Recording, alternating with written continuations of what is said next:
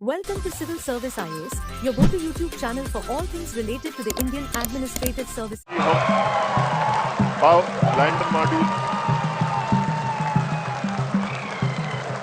दोस्तों congratulations to all of us और specially हमारे साइंटिस्ट को जिन्होंने चंद्रयान 3 को सक्सेसफुली कंप्लीट किया। लेकिन अब चंदा मामा के बाद बारी है अपने सूरज दादा की। जिस तरीके से हम चंदा मामा को प्यार करते हैं वैसे हम सूर्य को अपना पिता मानकर पूजा करते हैं। पोंगल, मकर संक्रांति और छठ पूजा, इन सब में सूर्य कॉमन है क्योंकि सूर्य ही वो शक्ति है जिसकी वजह से अर्थ पर लाइफ पॉसिबल हो पाई है। देखा जाए तो ऋग्वेद काल से सूर्य एक इम्पोर्टेंट डिएटी रहे हैं। 5th सेंचुरी के लगभग लिखे गए सूर्य सिद्धांत में भी हमारा सूर्य के प्रति जानने की लालसा को दर्शाता है। साथ ही रवि, दिनकर, दिवाकर, भास्कर और आदित्य जैसे हमारे सूरज के न जाने कितने नाम हैं, जिसके बारे में पढ़ने और जानने के फैसिनेशन के साथ ही ये हमारी हम उसी सन की स्टडी करने जा रहे आदित्य L1 मिशन की बात करेंगे। दोस्तों सूर्य हमारे सौरमंडल यानी कि सोलर सिस्टम का केंद्र है और इसी के चारों ओर प्लैनेट्स रिवॉल्व करते हैं। आपको पता होगा कि सन हाइड्रोजन और हीलियम का एक हॉट बैलून है और वैसे तो कुछ चीजों का आदि और अंत नहीं होता, पर अगर सन के बर्थ की बात करें तो यह आज से लगभग 4.5 बिलियन ईयर्स पहले हुआ।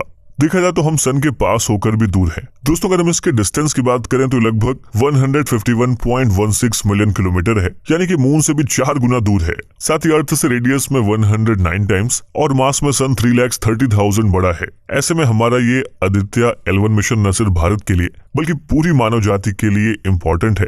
और सबकी तरह आपके दिमाग में भी ये सवाल कौंध रहा होगा कि हम आखिर सन को क्यों जाने या फिर उस पर मिशन भेजे। आइए इसी सवाल से शुरू करते हैं कि सन को स्टडी करना क्यों जरूरी है।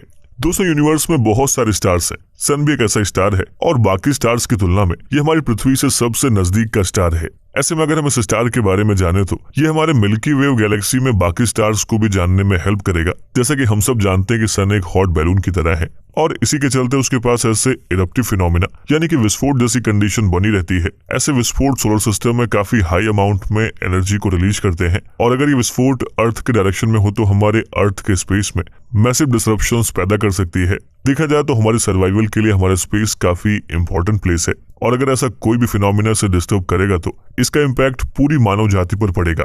दोस्तों आपने सोलर फ्लेयर्स का नाम तो सुना ही होगा। ये एक ऐसा ही फिनोमिना है। अगर ये हमारे स्पेस को हिट करेगा तो हमारे जितने भी सैटेलाइट्स, कम्युनिकेशंस, पावर ग्रिड और न जाने कितनी चीजें जो भी स्पेस एनवायरनमेंट से कनेक्टेड हैं वो सब डिसरप्ट हो जाएंगी। ऐसे में आदित्य L1 मिशन हमें ऐसे ही आने वाले फिनोमिना के बारे में अलर्ट और उसके बारे में ज्यादा जानने में हेल्प करेगा। साथ ही सन के पास हो रहे बहुत सारे मैग्नेटिक और थर्मल फिनोमिना हमारे लिए बहुत इंपॉर्टेंट है जो हमें अपने सोलर सिस्टम को और बेहतर तरीके से समझने में मदद करेगा। देखा जाए तो इसी सोच के साथ इसरो ने साल 2019 में आदित्य नाम का सोलर मिशन लॉन्च करने का फैसला किया जो अब से कुछ ही आवर्स के बाद लॉन्च होने वाला है। आई होप ये बात आप सभी जानते होंगे कि चंद्रयान 3 की तरह आदित्य L1 सन पर लैंड करने तो जा नहीं रहा, फिर इसे स्पेस में कहां पर प्लेस किया जा रहा है। दोस्तों अगर आप जानते हो तो अर्थ से सन का ग्रेविटेशनल पुल लगभग 25 टाइम्स ज्यादा है। ऐसे में आदित्य L1 को ऐसी जगह पर प्लेस करना है जहां वो सन और अर्थ दोनों के ग्रेविटेशनल पुल से बचा रहे। ऐसी ही एक जगह हमारे स्पेस में मौजूद है जिसे लैग्रेंज पॉइंट के नाम से जाना जाता है और जिस लैग्रेंज पॉइंट पर आदित्य L1 को प्लेस किया जाना है वो लैग्रेंज पॉइंट 1 है।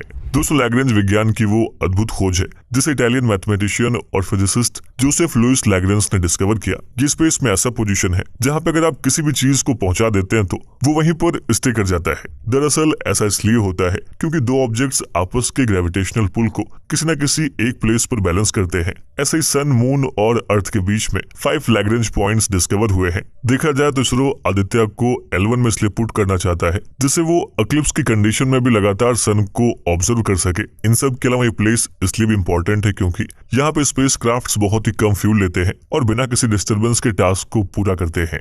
अब सवाल ये उठता है कि इस मिशन पे हम क्या अचीव कर सकते हैं और ये मिशन कब और कहां से लॉन्च होने वाला है। आइए इसको भी समझ लेते हैं। दोस्तों हम अपने इसरो की हिस्ट्री को तो जानते ही हैं, लेकिन हमारे इसरो की सबसे खास बात उनके लो बजट मिशंस हैं।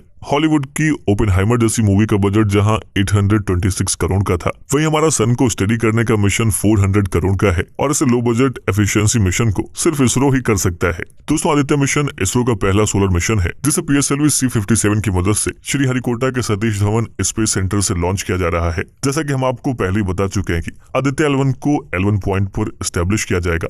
ये मिशन 7 पेलोड्स के साथ लॉन्च होगा जो सन से रिलेटेड कई डिफरेंट चीजों की स्टडी करेगा। देखा जाए तो 7 पेलोड्स का काम फोटोस्फेयर, क्रोमोस्फेयर और सन के सबसे बाहर की लेयर कोरोना को स्टडी करने का है। L1 पॉइंट का स्पेशल फायदा उठाते हुए 4 पेलोड्स डायरेक्टली सन को ऑब्जर्व करेंगे और बाकी 3 सन के पार्टिकल्स और उसके फील्ड्स को स्टडी करने में हेल्प करेंगे।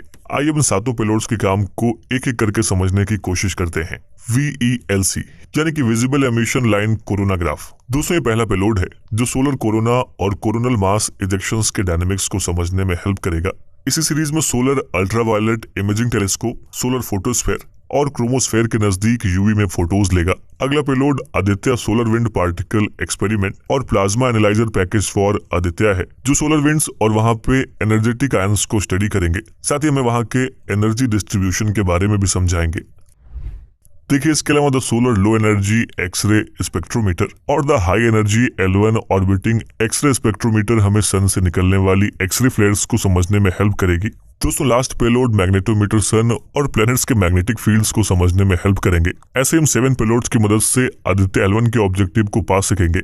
देखा जाए तो इसरो के अलावा इस मिशन में डिफरेंट इंस्टीट्यूट्स ने भी अपना योगदान दिया है, जैसे VELC इंस्ट्रूमेंट को जहां Indian Institute of Astrophysics Bangalore ने डेवलप किया है, वहीं SUIT इंस्ट्रूमेंट को inter university centre for astronomy and astrophysics Pune, ASPEX instrument को फिजिकल रिसर्च लेबोरेटरी अहमदाबाद और पापा पेलोड को space physics laboratory Vikram Sarabhai space centre Thiruvananthapuram ने बनाया है। The solar low energy x-ray spectrometer और the high energy L1 orbiting x-ray spectrometer को UR Rao satellite centre Bangalore और magnetometer payload laboratory for electro optic systems Bangalore ने develop किया है। ये सारे पेलोड्स इसरो और उसके सेंटर्स के क्लोज कंट्रीब्यूशन से बने हैं। दोस्तों, हमारे साइंटिस्ट ने इंडियन इंस्टीट्यूट ऑफ एस्ट्रोफिजिक्स यानी IIA बेंगलोर में 40 अलग अलग पेलोड्स को बनाने और असेंबल करने में अपने 15 साल दिए हैं। देखा जाए तो मिशन हमारे इन्हीं सब साइंटिस्ट की लगन और मेहनत का नतीजा है। और ऐसे में सवाल अब ये भी उठता है कि क्या हम पहले ऐसी कंट्री हैं जो सन के पास जाने की तैयारी कर रहे हैं,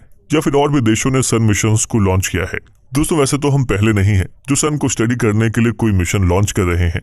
हमसे पहले नासा ने भी अपना पार्कर सोलर प्रोब सन के पास भेजा था। फिर हमारा ये मिशन नासा से कितना अलग है, आइए अब इसको भी समझ लेते हैं। दोस्तों, नासा का Parker Solar probe Aditya L1 की तुलना में सन के ज्यादा करीब लॉन्च किया गया है।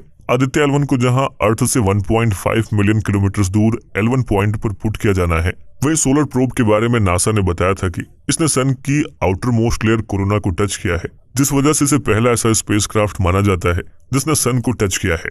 आपकी जानकारी के लिए बताते चलें कि नासा ने इस मिशन को 1950s के यंग साइंटिस्ट यूजीन पार्कर के नाम पे रखा है। यूजीन पार्कर एक एस्ट्रोफिजिसिस्ट थे जिन्होंने solar wind complex system of plasmas, magnetic field और सोलर कोरोना पर थ्योरीज दी थी। नासा ने इस मिशन को 12 अगस्त 2018 में केप कैनावेरल स्टेशन फ्लोरिडा से लॉन्च किया। दोस्तों, सन के इतने नजदीक जाने वाला ये पहला मिशन है जो सन की इमेंस हीट को सहने की ताकत रखता है। साथ ही नासा का यह मिशन सोलर विंड के ओरिजिन और एवोल्यूशन को समझने में हेल्प करेगा। देखा जाए तो पार्कर सोलर प्रोब नासा के living with the star program का हिस्सा है, जो सन और अर्थ के रिलेशनशिप को और बेहतर तरीके से स्टडी करना चाहता है। एक्सपर्ट्स का कहना है कि नासा का मिशन सन के नजदीक जरूर गया है, लेकिन ये सन को पूरे तरीके से स्टडी करने में सक्षम नहीं है। वहीं आदित्य L1 सन से दूर होकर भी सूर्य को पूरे तरीके से देख सकता है, जिसका मतलब ये हुआ कि ये दोनों मिशंस एक दूसरे के पूरक यानी कि कॉम्प्लीमेंट्री हैं। दोनों के इक्विपमेंट्स और दोनों के ऑब्जेक्टिव्स भी अलग अलग हैं। नासा का मिशन जहां सन के एटमॉस्फेयर को स्टडी करना चाहता है, वहीं आदित्य L1 मिशन सन के मैग्नेटिक फील्ड और सोलर विंड को स्टडी करने के लिए स्पेसिफाइड है।